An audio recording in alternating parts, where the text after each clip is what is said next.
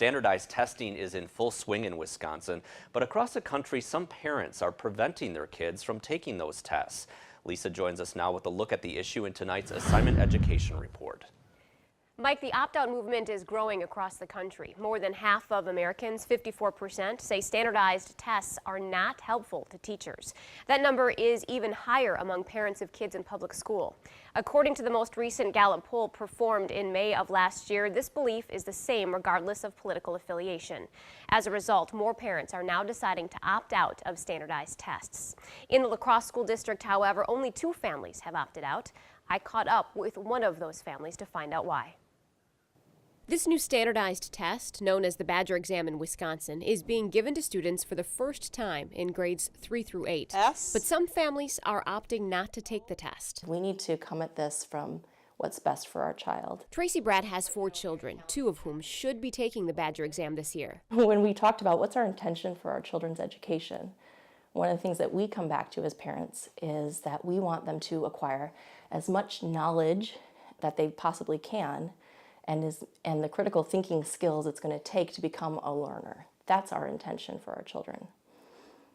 And what we found as we talked about testing is that that action of taking the test wasn't matching our intention. Bratt feels the best measure of student progress comes from the classroom teacher. And they're constantly assessing our children and taking exams within the curriculum that they're studying. Reading papers that my child has written and giving them feedback, looking at the projects that they're turning in. So assessment is continually happening in the classroom, and it's happening in a way that's meaningful. However, the state superintendent of schools believes there is still a place for standardized tests. As a parent and as state superintendent, I always feel that talking with your teacher is probably the best way to find out how well your kid's doing.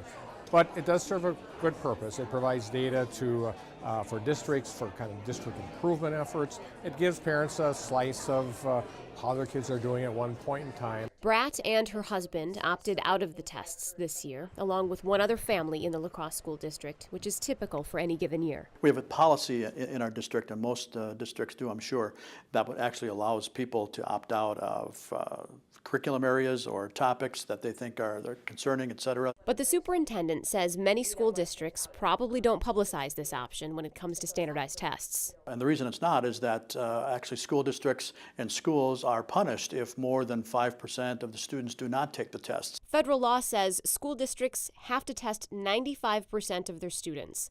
The state of Wisconsin will penalize a district for not reaching that goal by reducing their score on the district's report card by 5 or 10 points. Some of the things that's being discussed at the legislative level right now is that when a school perennially scores at the low level, then they should be privatized or taken over by charter schools, et cetera. And so those pieces have not been completely fleshed out. The unintended consequences of a school district's low report card scores have many educators concerned about the negative impacts if too many parents opt out of standardized testing.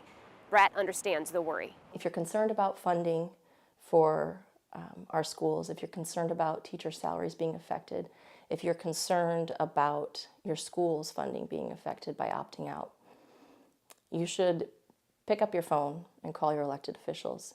You should pick up the pen in the voting booth and vote for those that you think are going to support public education. But you should not ask your child to pick up a pencil or click on a mouse for a test that you feel is wrong for them. The state superintendent says there will always be some form of standardized testing, but he does believe more dialogue is needed about the purpose of the tests. I think, after this test is over, we'll encourage districts to take a look at all the tests they give, whether they provide meaning and so on. And while Bratt hopes for change to come to standardized tests, she feels parents are the only people who have the power to make change in Wisconsin by opting out. So I need the schools to not be teaching my child how to take a test. I need the schools to be teaching my child how to learn.